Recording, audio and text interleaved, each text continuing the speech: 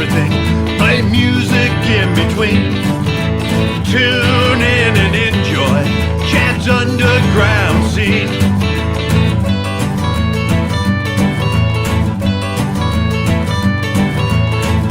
Talking music, you know what I mean. Tune in and enjoy Chad's underground scene.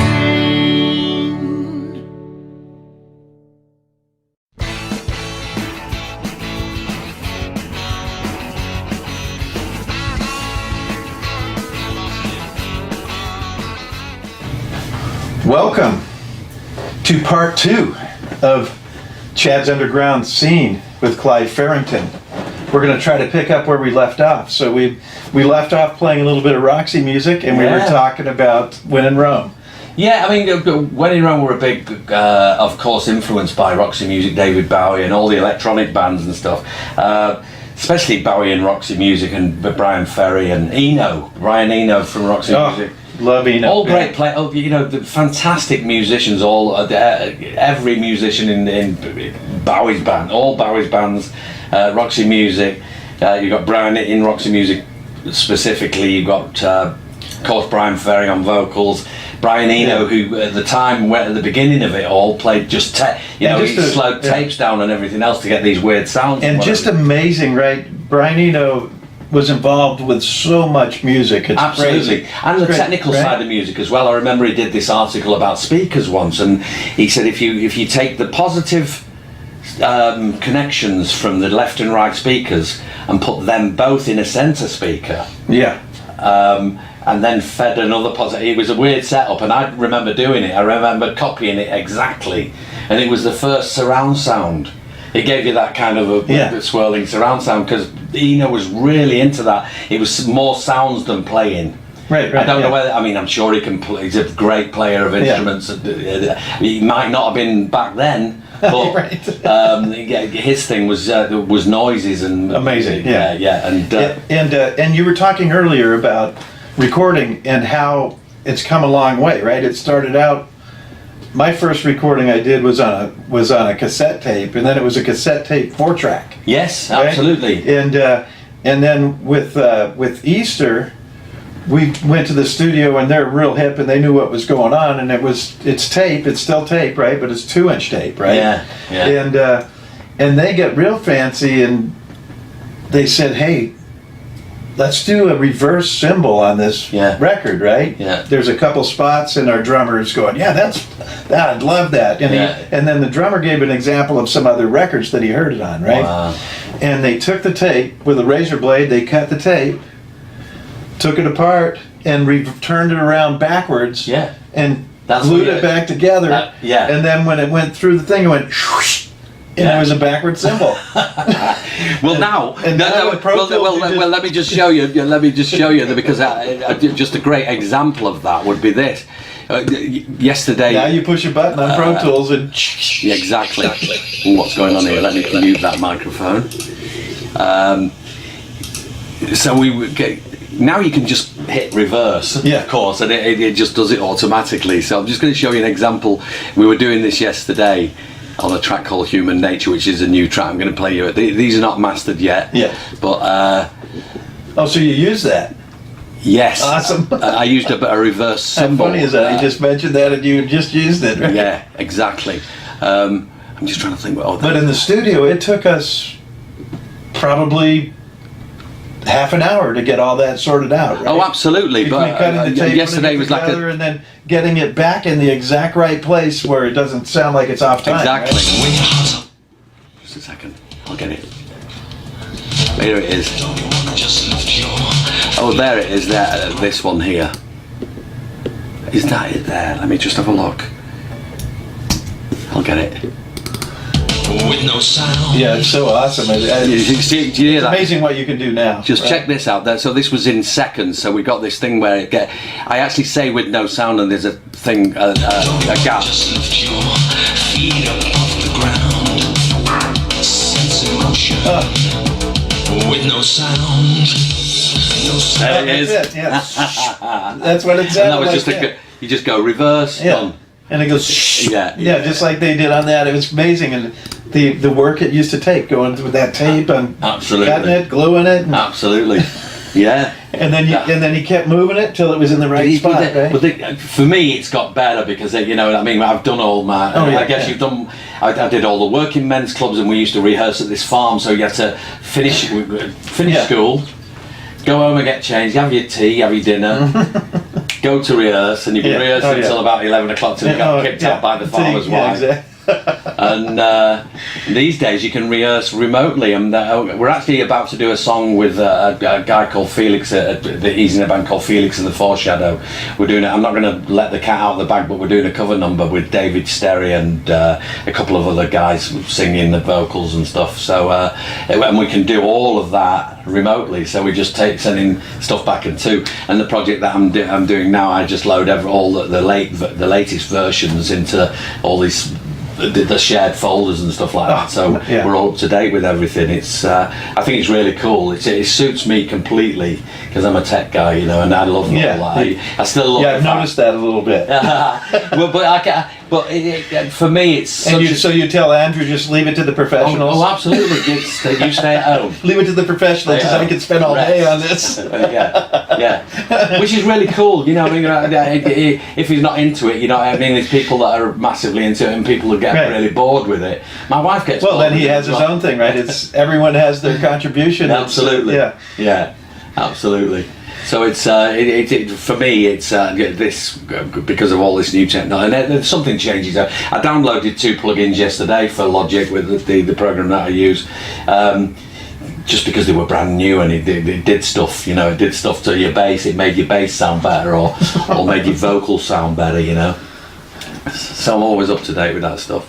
Let's talk a little more when in Rome and recording and underground scene. Where was your first gig with when in Rome? Ooh, when in Rome.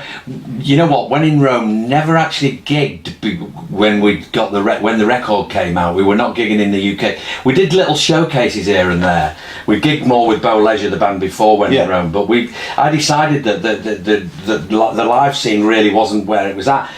For me to get a record deal, I needed to record something. So and get something good enough to I didn't really want to do that, although I did it. You know, I did all that apprenticeship. We played all the working men's clubs and everything else. So we got used to being on stage and everything else. Even though when when in Rome started, I was so shy. I just didn't want to talk. And you know, on stage I left all the talking to Andrew. Yeah, let Andrew do that, and then the songs. And that's back to what I was saying. Everyone has their contribution in a band, right? Yeah, absolutely. So that's a great dynamic, right? It's absolutely. And I'm pretty sure that's why you're back together playing. Oh yeah, and now we're great together. You know, like a proper partnership now, because we know we have that sense where we know where each of us are on stage, and if we do get anywhere close, we have to do a bit of sparring, and we can move around, around really without even thinking about it.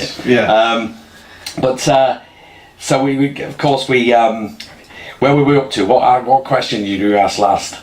It was. Your first gig. The first gig. Live gig. So live gig for When in Rome was actually on a tour. We came out on tour just after the song had been released. Right. Okay. We came out on a little club tour. We weren't being paid. It wasn't paid gigs or anything like that. We were actually working for the record company and to try and recoup some of the money that they spent on them. So I think we'd spent a lot of money by that time because we did the vocals. We did all the vocals at different places. We did all the music at different places. Right, and were a lot of those where you just played one song or 2 songs? Yes, it was The Promise. Yeah, because we did quite a few of those with Easter where we would do a teen dance club. Yeah, and they're playing records the whole time. Yeah. And then we would come and play 1 or 2 songs. Yeah, absolutely. And that was it. And it was in the day and age where record companies would not allow you to do live shows. You had to do it to the track because it had to sound exactly like the record that people were buying. You know. Yeah, some of them allowed us to do it live, and others they wanted absolutely. So. We got into a bit of a Milli Vanilli thing, and on the second tour when we came again, people got to think, the miming, you know, it was all that sort of stuff. But by that time, the record was already a big hit, so the record company said, just go out and do the club dates, do it to the backing track, blah blah blah. And of course, now pretty much all of it's live. Of course, we use tour support. They call it tour support, where we use backing tracks and stuff like that.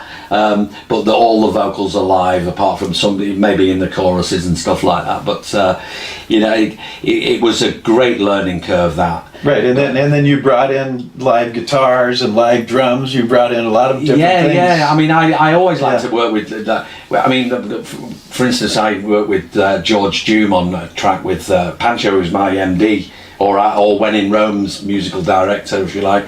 I did a tune with him, and then after that we did 2 gigs at Danny's clubs at the Bellflower. In fact, we did 3 of his clubs, all the 3 different clubs. And then COVID came in. We couldn't do the 4th one, of course. Yeah, I've played there several times. Yeah, it's a good place. And we had George on drums, and he's such a great drummer. George Dume, his name is. I think he's a Belgian guy, or what? He's from another country anyway. So he's friends with the drummer for Depeche Mode, and he plays pretty much like him. So it was really solid, the sound. And I love live stuff now. And I didn't really feel happy jumping on stage and singing to the backing track, but now it's kind of come full circle, where I'm back to being in a live band again, So when was the point where Danny Dean came into your band? Because that's a big connection with us. Well, we hung out a little bit in the 80s, and we were playing a lot of the same same scene, because it was 80s music. Even though we were more rock, we still were we were still put together with a lot of the 80s bands. And then when you guys came back together, you ended up with Danny and your band, and then after we talk about him a little bit, I'll reveal a dirty little secret that I have that I told you before. I'm not sure if you remember. So we came to talk. There's a lot of controversy with When in Rome, because we lost the name, but our ex-keyboard player trademarked the name when the film came out in 2004, or just after the film had come out, the Napoleon Dynamite, in which The Promise was used. So we had, because of Napoleon Dynamite, we had renewed success. So I kind of looked over, or somebody had sent me a video of our ex-keyboard player's band playing all the When in Rome stuff, with a new singer and everything else. And I was just wondering, wait a minute, we're 5,000 miles away. Why aren't we being asked to come to America to promote the fact that we've just had our song in a big movie? Right, yeah. But we were never asked. And so we were at the point where we went on this tour, the whirlwind tour of America, and on the second tour we went for lunch with the head of the dance department at Virgin Records in America, and Johnny H. Jazz was with us as well. They were kind of big at the same time as us. They had a big tune at that time, and we were there having lunch with them. Great guys. And the lady stood up from the record label, and she says, I just want to propose a toast. And I thought, Johnny H. Jazz are going to get something. I thought, here we go, Johnny H. Jazz are going to get something. So she stood up, I just want to propose a toast. When in Rome have just gone to #1 on the dance chart with The Promise, and it was such a brilliant thing to so exciting, right? Absolutely. And then when you hear your song on the radio, like here it was MTV, right? And VH1, I would watch those videos and that's me on there. Oh my god, brilliant. But Danny Dean, so the film comes out. Napoleon Dynamite came out in 2004. I knew it was going to be successful because Daryl Hannah. I was watching MTV Film Awards back in the UK. At 1 o'clock in the morning, and she comes running on stage. She said, "Forgive me, I'm losing my voice. I've been shouting for Napoleon Dynamite." So I thought, "Fucking hell, our song's in that movie," and so of course it won MTV Film of the Year, and won the Sundance Film Festival and everything else. And so then I started to inquire what's going on. So I got in touch with Rob Juarez, who was the promoter for our ex-keyboard players band. So just to let him know that we were still around. So he sent me a message.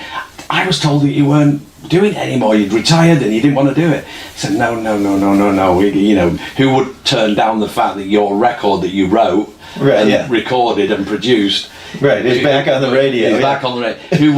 Who would not want to leave a 9-to-5 job and come back to America to promote the thing again? Right. Oh yeah. So unfortunately, that job was being done by another band, if you like, and so I got in touch with Rob, and Rob got back in touch with me. And he said, "Do you want to do some stuff?" Well, first of all, I saw some merchandise up on some site somewhere, and it was all When in Rome merchandise. So I said, "Please take that down, or you'll get sued." Blah blah blah. So they took all of that stuff down. They took all the merchandise down. And then Rob got in touch with me and he said, "If you want to do something, we'll do something." So 2011 comes around, and I think he'd just been working with Danny in Orchestral Manoeuvres in the Dark. Right. Yes, yeah, he was with OMD at that time. Yeah. And so he says, "Well, I've got a guitarist for us, I've got a drummer, I've got a keyboard player, Robin Kennedy, you know Robin?" Right, yeah. And come and rehearse. And so we got to this bit, we went to rehearse. I know you've rehearsed there, it's in Set Springs. You'll know the place, it's on, what road's it on? Anyway, we got into this rehearsal studio, and we started rehearsing at Danny's. It's the first time I'd met Danny. Right, oh, okay, yeah. So Danny was playing guitar with us. And but the weird thing is, he was kind of... And that was at Maltrax, right? In his house, right, in the garage. We did some there. Yeah. That was later on. But the original place we went was in some... Colorado Springs, what's the place? Santa Fe Springs. Santa Fe Springs. Yeah, there was a rehearsal studio over there. And that was the first time I'd met Danny, and now Rob insisted that Danny came along, because When in Rome are not really a guitar band. There were some guitar on the album tracks, but not on The Promise. The Promise was the most electronic track. Yes. Pretty much that was the song that everybody wanted us to play, and I thought it was a little bit weird at the time he wasn't thrust on us. Rob insisted that Danny came along because he obviously loves his playing and everything else, and we got on like House on Fire. And Danny reminds me of John McGeoch from Public Image Limited, because I'd worked with him, and his attitude. And although John's from Scotland in the UK, Danny's from I think originally from Texas, isn't he? And then he came out here, and he was. But he's got this real attitude. He was living in Lawndale for years, and then he ended up in Lakewood. Yeah. He's got this real kind of John McGeoch. And now he's in Nashville. So. Yeah, absolutely. He's home of music now. Home of country music, I should say, or rockabilly. But I guess he's where his heart is, isn't it? Oh yeah. So he then started working with us. We did a few gigs. We did Mandalay Bay in Vegas. We did all the big ones. We had a few gigs cancelled because of the stuff that was going on with the band and what have you. But working with Danny has been fantastic, and I had the honour of staying at his place during that. In fact, it was just after that. It was after I started doing my solo stuff, and Danny was playing on my solo shows and stuff. So I've kind of kept in touch with him, and he played with me the other week. We played at a gig at a brewery, Burkus Brewery, and it was a circus place. And you played at Texas Lucy's, I think, with him. Texas Lucy's, yeah. So it's been a good ride with Danny. It's been fantastic. And then of course we saw. I think you were with him, weren't you, at that last gig in Texas? Mm-hmm. Yeah. In the big place. Yeah, we played together. And Robert asked you to come on that show. And Easter opened the show. Yeah, absolutely. And so the reveal is all of this that goes on, right? Is that I played guitar with the American version of When in Rome.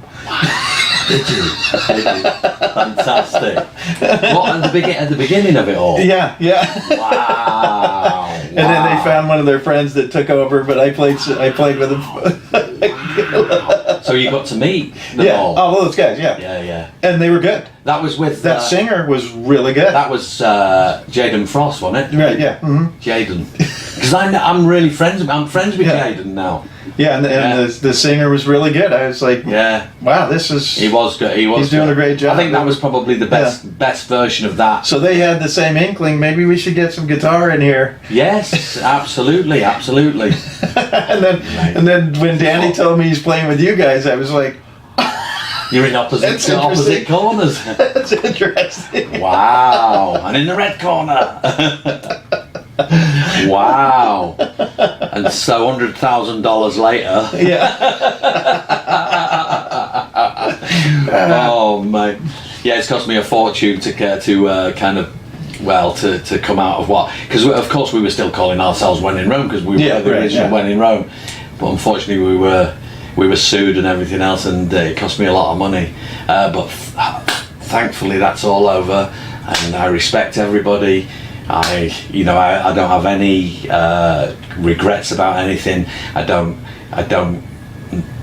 dislike anybody because of it all. I'm happy with what I'm doing right now. I'm happy with myself. I'm happy with my own music. Well, and you can tell that. You can tell that for several years now. I've been watching you, and you're shining, right? You're real comfortable with everything. Yeah. I think I'm because it's interesting when you go to shows where there's several bands, you see uncomfortable musicians there. Oh yeah. There's issues, right? You're going, that guy must have an issue with somebody else in the band, absolutely, or somebody in another band. And musicians sometimes are like oil and water. I call it the Fleetwood Mac effect. Yeah, they can't control themselves sometimes with with their likes and tastes, and sometimes they're like, yeah, exactly. Well, it happened with Bow Leisure. That's how Bow Leisure broke up, because we all had our different styles and the way of doing things, and it all exploded one night where we all got sick of it and we all started pretty much fighting on stage. And I've seen that a few times with bands, but that's that again. That adds to the whole thing about the music. If music business wasn't part of the music business, music would be great. Oh yeah, no, I've played actually several shows that we were playing where there's other bands. Yeah. The other band got in a fight on stage. Yeah. Fist fight where they're knocking each other. Oh yeah. And one was like, did you see that movie Step Brother? Yeah, I think I did. It was like that. They're punching each other, then the guy goes down on the floor and he's taking the cymbal and whacking the guy with the cymbal. And we were just sitting there going, wow. And when it was all over, we just looked at each other and go, they're not going to remember a song we played. Well, everyone here is just going to remember that. Absolutely, that part. But it's pretty much like, in the UK, weirdly enough, football, of course, is the biggest sport, and football and music go pretty much hand in hand, because the footballers hang around with musicians and entertainers, if you like. And remember Frank Cantona, what's his name? You're going to have to edit this. Eric Cantona played for Manchester United. He came from he's French. Yeah. And somebody was shouting at him in the crowd, or saying something bad about his mum. And it's the worst thing you can do. Oh no, you did never. Yeah. Don't touch that. Don't touch that. So somebody was shouting about saying something bad about his mum, and he jumps into the crowd and gives somebody a kung fu kick, and he got banned from playing for 6 weeks. But in music, you can carry on. If you for instance, Jean-Jacques Brunel from the Stranglers, somebody was shouting something about his mum it was either his mum or something very personal. Somebody was shouting to him. Oh yeah. And gets his bass guitar. Oh yeah, right out in the audience, right? It's like, I don't care, you could kill somebody. And especially when you're young, right? Because I went out in the audience a few times with my bass guitar. Yeah. Because it got crazy at a punk show, right? Yeah. And I think everything's hunky-dory. Oh yeah, and it was the next thing I'm off the stage hitting people. Keeping people trying to survive, Oh, mate. And when you're 20, boy, you could do that stuff at a drop of a hat. Right? Oh, absolutely. What? Hey! The best one, we're playing this one show, and it was at a place called Fender's Ballroom, which was the best place to have punk rock shows, right? Yeah. It was a big, huge stage. Yeah. And it was high, so it was up here, right? In the audience, the people in the front, you can only see like from their chest up, right? Yeah. And they're digging it, they're into it, and you'd have a slam pit going on there. Yeah. And this guy, he kept spitting on us, right? Yeah.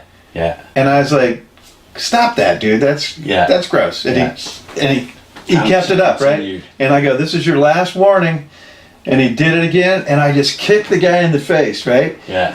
And he goes down, and he comes back up, and his face is bleeding, and he looks me straight in the eye, and he goes, "That was awesome." Fantastic.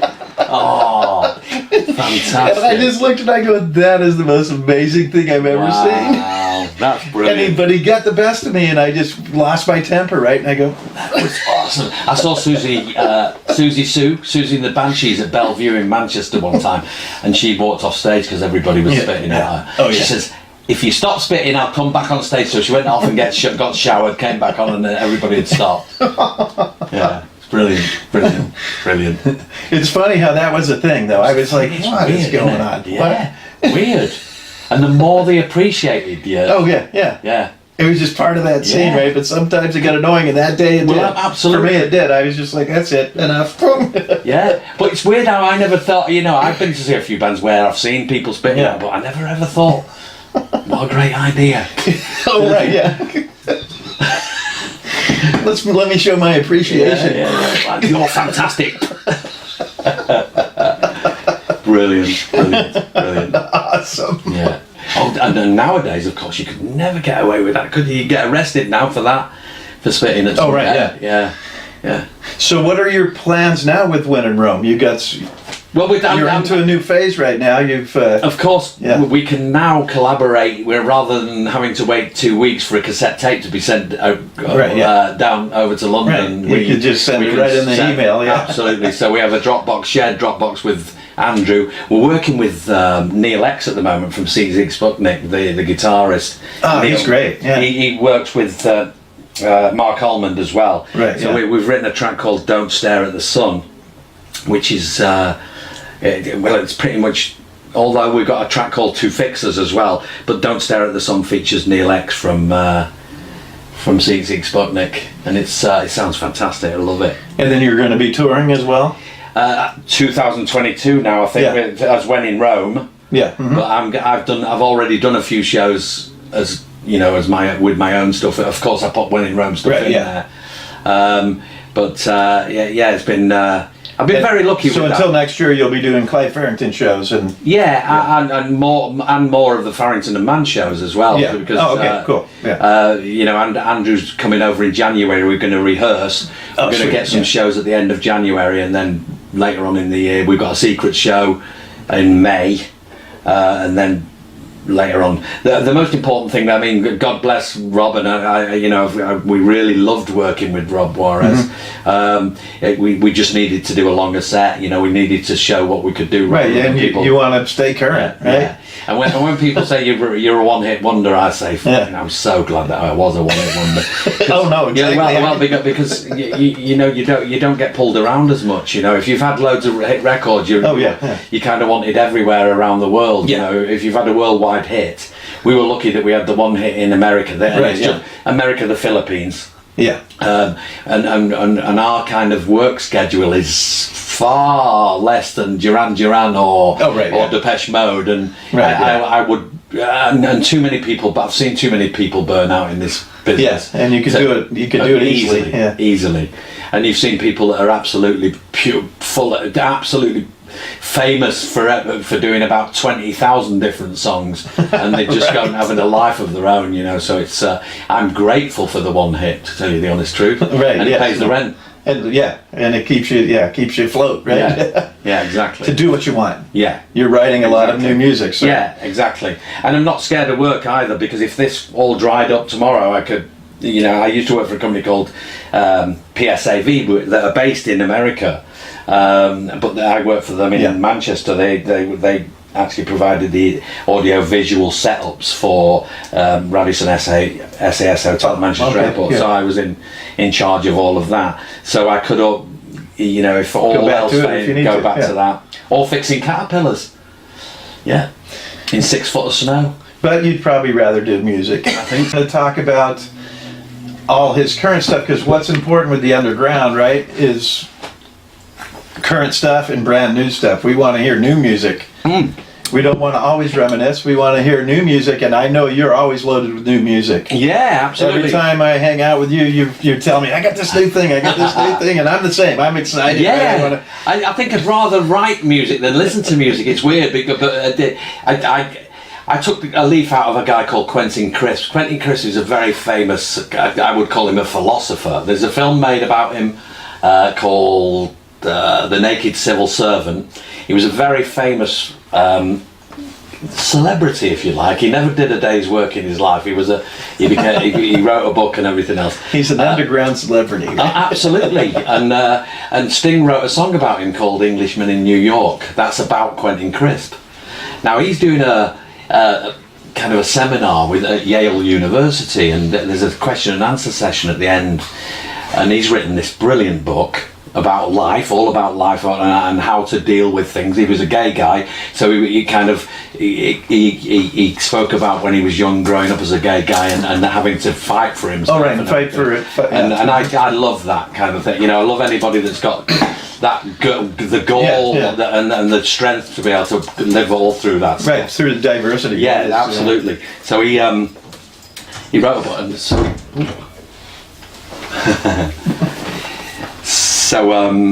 he was doing a seminar at this college, and there was a question and answer session at the end, and one of the guys says, "Now, how do I start to write a book? How do I write a book? What best advice can you give me to write a book?" He says, "Never read."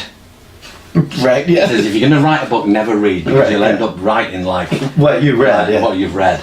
And that, for me, that's the same with music. I don't listen to music to get into, although I do. Subconsciously I get. Oh no! I get. It comes out. Yeah, once in a while I write a song, and then I go, "God, that sounds familiar," and then absolutely. And then somebody will point it out, or I'll listen to something and I'm going, "Yeah, oh, that's where I got it." Right? Absolutely. So I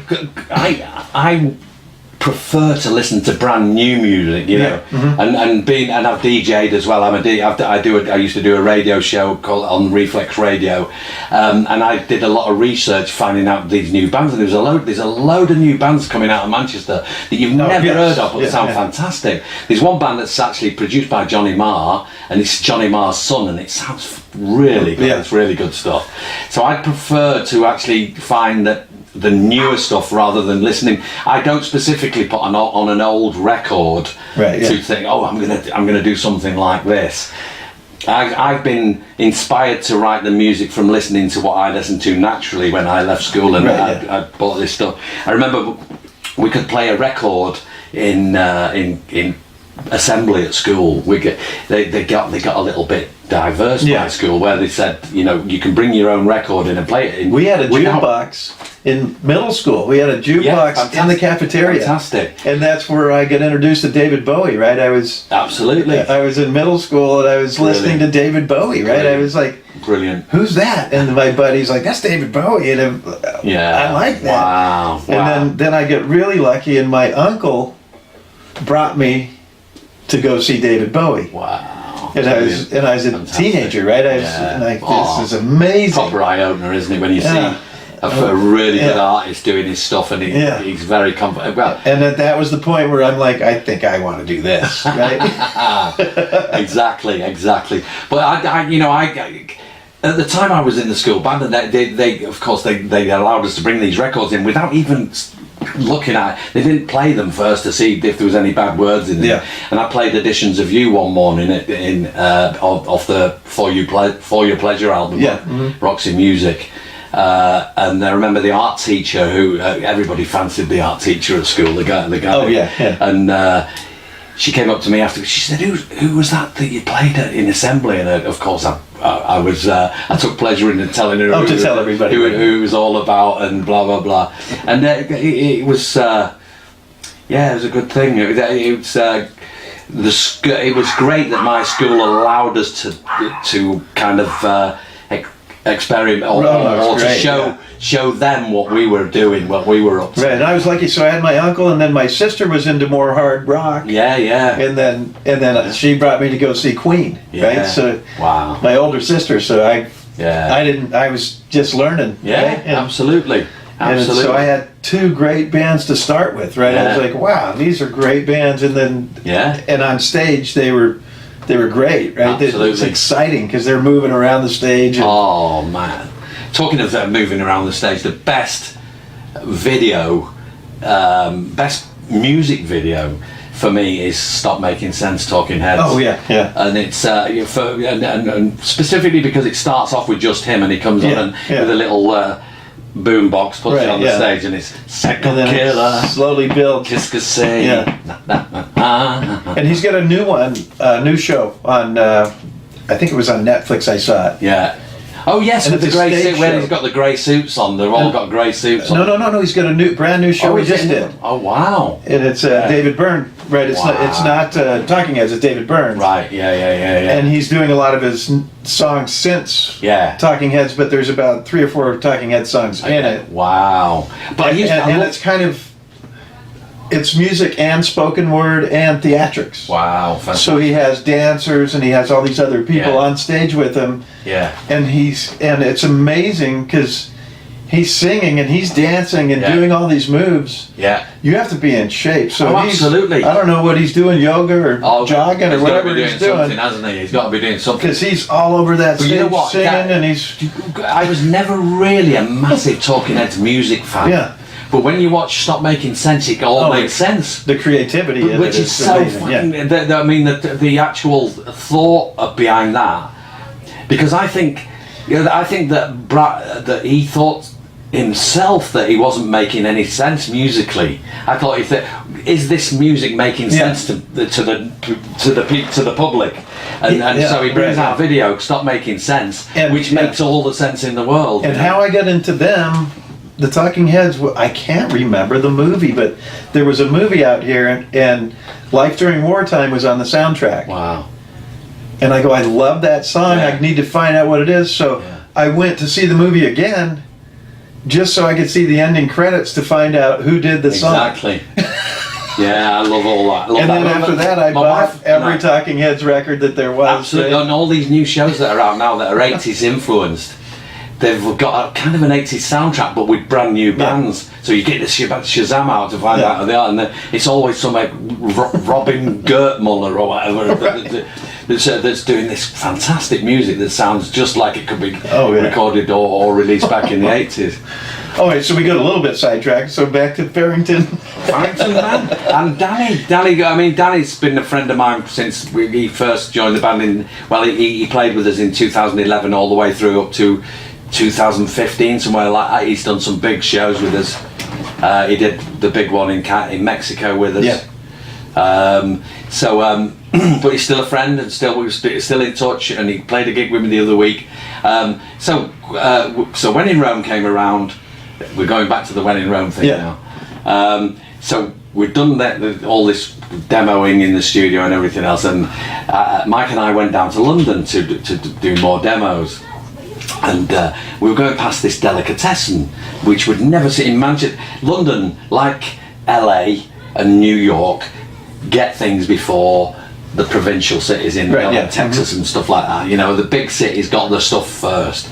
Like all the Italian restaurants and the Chinese restaurants started in the big cities. So in London, it's exactly the same. They got stuff before we did, and we saw this delicatessen, and it looked fat. I'd never seen anything like it. There was cakes, all sorts of cakes in the window, and pies and sandwiches, and they looked beautiful. And I said, I just fancy something to eat from there.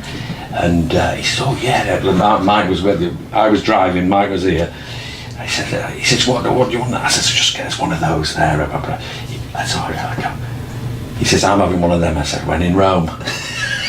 So he goes in the shop, and then comes back with the stuff. I says, how about that for the name for the band? He went, When in Rome. And it was one of my dad's big sayings as well. Everywhere we went, because we used to travel a lot as a family. My dad would take us to all these obscure, and he used to piss people off at school because if ever there was a geography lesson and there was where they missed the letters out in a place, and they put it up on the chalkboard, they put a place name and leave some letters out. I knew them all because I'd been to them all. And all like I'd get you swat, you fucking, I'd get some really bad vibes from the other students, So because I'd travel with my dad, and so I have a question. You said your father's 90 now. Yeah. So 93 now. If you were anything like most of us boys, you probably weren't listening to his advice when you were young man. He was a punk before I was, my dad. Yeah. No, but you probably weren't listening to his advice. No. Right? No. So now that he's 90, are you back to listening to his advice? He listens to mine now, I think.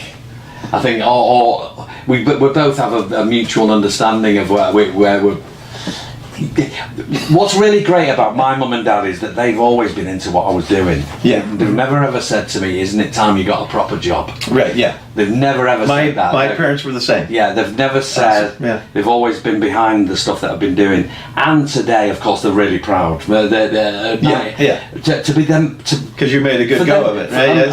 And I count my lucky. I'm so lucky to have my mum and dad still at my age, because most guys my age have lost their parents, but I still have mine, and my mum's not in good shape at the moment, but she comes home tomorrow. She was in hospital, but she's coming home tomorrow. But they've always been behind the stuff, and every time I speak to them, they say, "Oh, your granddad would be so proud," because it was my granddad that started me on this. That started you on this. Oh, nice. And of course, he died while I was still at school, before I'd even done anything musically. And but my mum and dad did get to see it, and they have a platinum record. So that's great. You can make them proud, and I'm sure he's looking down on you. And he's proud. And I still feel him. I feel I still. Some of the creation's probably coming from him, right? Yeah. Oh, absolutely. And I think about him. But I just did a song on my new album. I did an acoustic album. Yeah. And the song came about from my daughter. She did a movie about him. Yeah. She produced, directed, did this whole movie about him, and she said, "Dad, can you do the song that Grandpa used to sing all the time, that Bubbles song?" So I immediately go, "Yeah, I could do that song. I'm pretty sure that's the Don Ho song."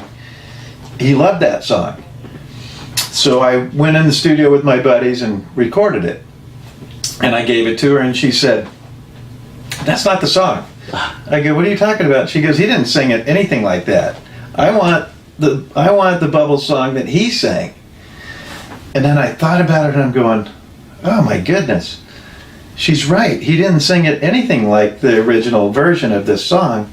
So then I sat in my studio and I wrote Bubbles, the song that was the version my father that he sang. Fantastic. And I recorded it and put it on my record. Oh, brilliant. And I gave her a copy, and it's in her movie. Oh, it's lovely that you can say that you can do that, isn't it?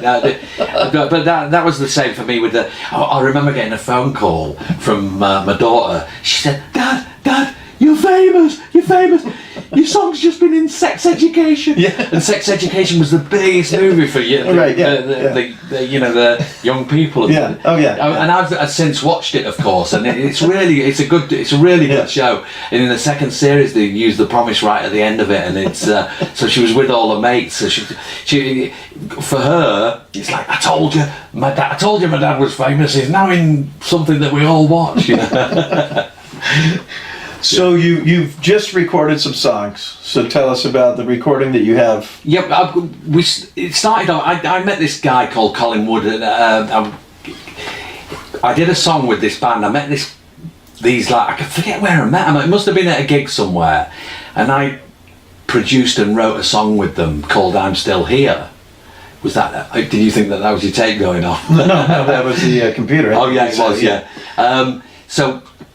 I'd worked with them, and only about 3 or 4 months ago, Colin contacted me again, and he's come round here a few times for singing. He wanted some singing tips, not lessons. I don't give lessons. I can give tips and stuff like that. I'm not professional, but so he sent us this backing track. He says, I want to write a track for you, something like this. I says, what's wrong with this? What it sent me was a really brilliant, and it inspired some lyrics, and the track's called "To Fix Us." So Andrew and it was pretty much just before I was going back to Manchester to visit my mum and dad, and I got together with Andrew, and we recorded the vocals at my house. I have a house in Stockport as well, so we recorded the vocals there. I brought them back here, and Al Judd mixed the final version of it. Richard Blade played it the other week on his radio show. Yeah. Of course, if you're going to play this, I can send you these tracks so that you can play it in the show. Right, okay. So I'll send you these afterwards, yeah?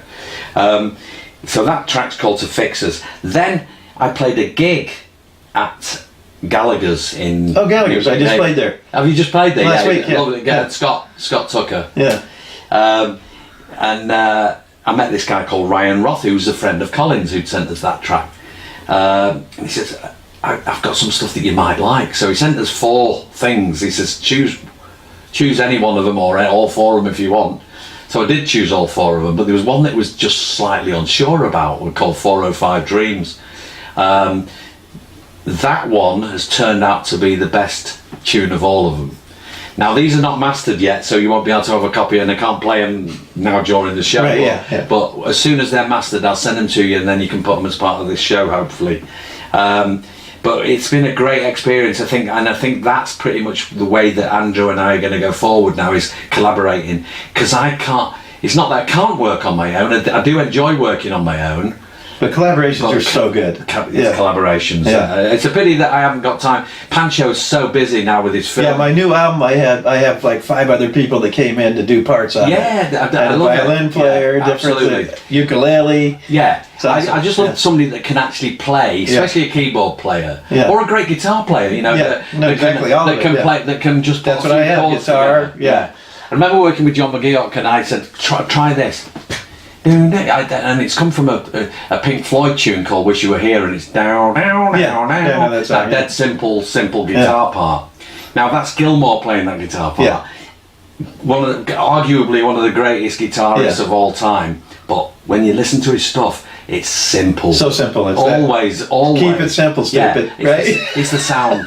Yes. Yeah. The Edge from U2. Yeah. All of its sound. That ding, ding, ding, all that stuff is all delays and everything else.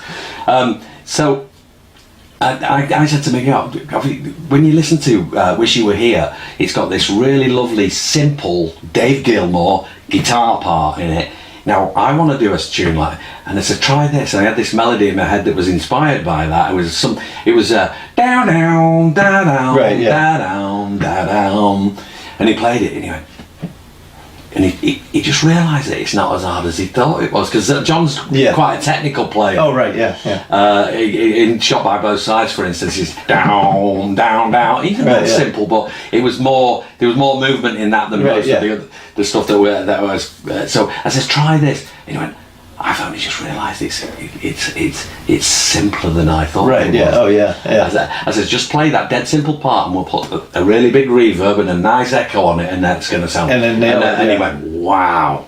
And then he started playing really more simple stuff with the Pacific Project and stuff. So it's and I was reading an article about that the other day about the great guitarists. You know, of course, you've got Jimi Hendrix, who was a great technical wizard. But the greatest guitar, I mean, Eric Clapton. I'm not a fan of these people. I'm not a fan of Hendrix. And I guess it's because there's too much guitar for me, because I'm a more electronics guy. You're more of the guts of the song. Yeah, exactly. You like a melody. Yeah, a basic simple melody. But you know, when you listen to the I'm on both sides. It depends. Yeah, but exactly. I do like a melody and a song that's a song. But if you listen to the greatest players of all time, let me just turn that on. The Clapton. I'm not a fan of Clapton, but his guitar parts are so simple. Yeah. But he's still classed as one of the greatest guitarists of all time. Right, yeah. And it's feel more than anything. Oh yeah. It's that, you know, the way that they lay into the guitar, the way they play the strings, and I think Jeff Beck fans would argue with you about who's the best. He'd probably be number 1 and Eric Clapton number 2. But I love that stuff as well, you know. And what's the other guy? There's another guy. Who did you see? Jeff Beck. Jeff Beck. And there's another guy as Snowy White. Yeah. There's another guy as well that's brilliant as well. Now I go back to mine is pretty much all David Bowie's guitar players. Yes. Have been amazing. Oh, right? absolutely, yeah. Alomar is one of my favorite of his. Oh yeah. But even those guys, it was more in the rhythm, wasn't it? More than the playing. Like band I just saw Cheap Trick, and that's that guitar player. Right, simple. Keep it simple. Yeah, absolutely. Right? If you can do if you can keep that rhythm in, and I think that's where it's so important to have that rhythm. Yeah. In fact, that was part of that article I was reading the other day. It's more rhythm and feel is more important than your playing capabilities. So I think we're at a perfect time here for you to play one of your brand new songs. Okay. Right? You've written several. Yeah. Yeah. Oh yeah. Yeah.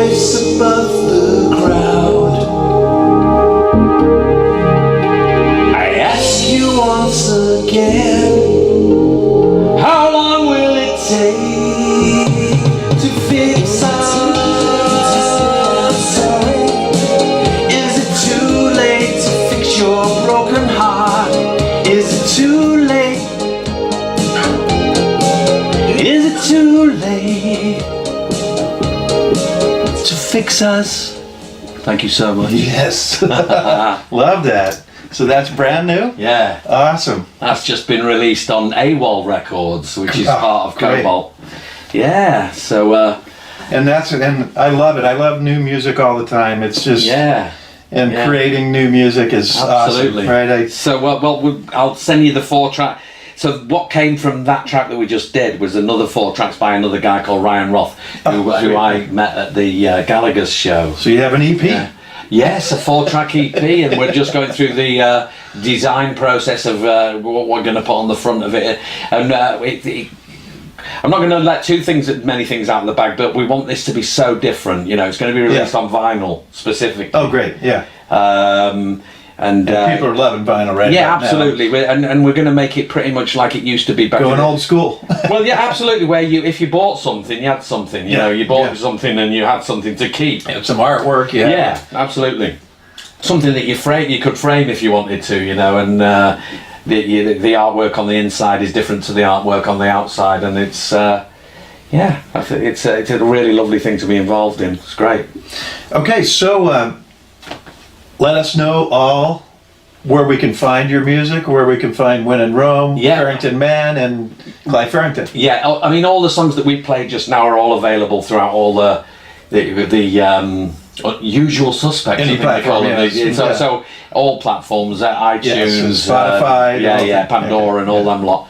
So To Fix Us is available on that. Of course, The Promise and all those lot are available on that, but all the new music is going to be available through AWOL Records and on every... Because what AWOL Records do is they distribute to all of the... to all the supply chain, if you like. Right. So go to any of one of those, and if you want to know anything about Farrington and Man, it's Farrington-Man.com. Okay. www.farrington-man.com. And you have some social media as well? Facebook page is Farrington Man. I know, of course, I've got a private one, but the one that you can get me through is the Farrington and Man, if you want to listen to some stuff. Yeah, awesome. Yeah, I have a few pages as well as my personal one. Yeah, absolutely. So and you can find me at ChadCurryAcoustic.com, BigMess.com, or like his record company, mine is LordCashPockets.com.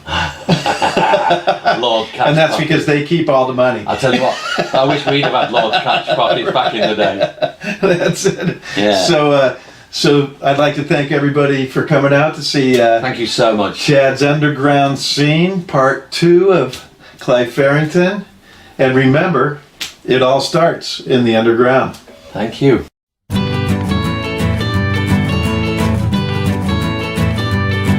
We talk about everything, play music in between.